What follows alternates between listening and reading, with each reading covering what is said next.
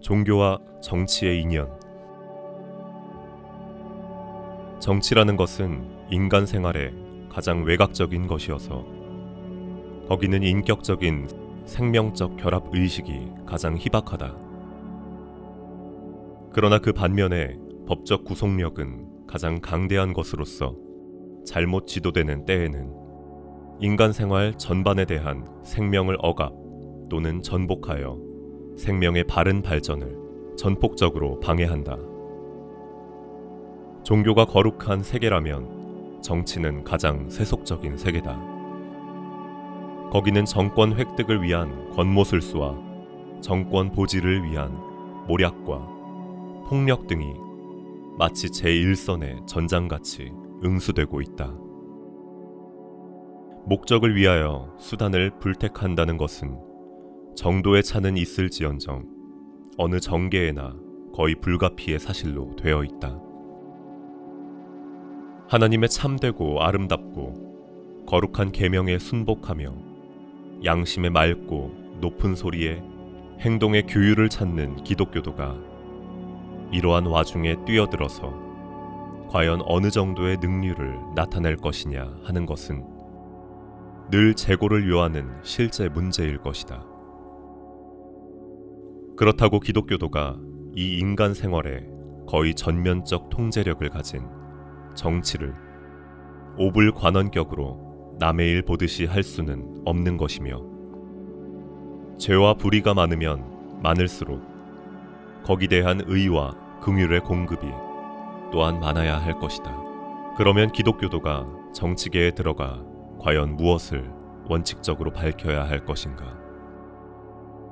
첫째로, 주권의 소재를 명시해야 한다. 이 무신, 무주, 유물, 인간 중심의 이념 속에서 난투하고 있는 사람들에게 전 우주적 지배자 되시는 하나님의 주권을 세우는데 최후까지 외치는 소리가 되어야 한다.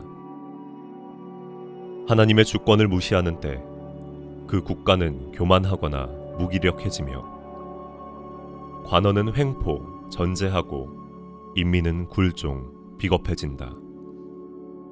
진정한 민주주의란 것은 구국의 주권이 인민에게 있음을 주장하는 것이 아니다.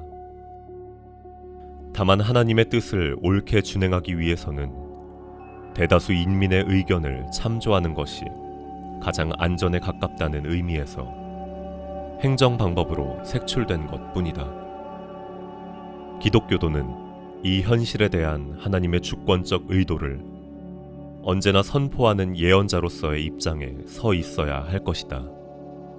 이것이 기독교적 정치인의 첫째 사명이다.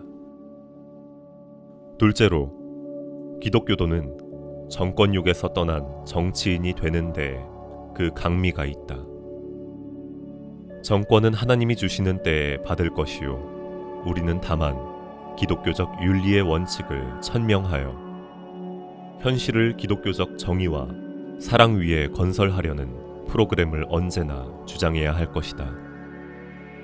좀 비현실적이고 우원한 듯하여도 때가 이르면 거두리라 하신 말씀을 믿고 여기서도 꾸준히 외치는 소리 노릇을 할 것이다.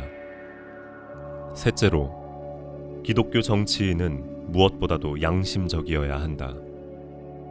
모든 특권자들의 불의를 없애고 눌리운 자, 억울한 자, 가난한 자들의 대변인이 되며 온갖 기회를 기독교적 사회 윤리 실현에 이용하여 도의적으로 장차올 정권의 기반을 세워갈 것이다.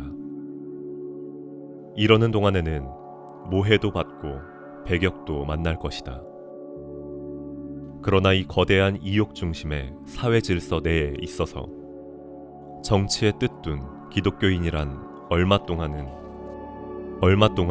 순교자로서의 각오와 정열을 가져야 할 것이다. 기독교 정치인의 새로운 건투를 빈다.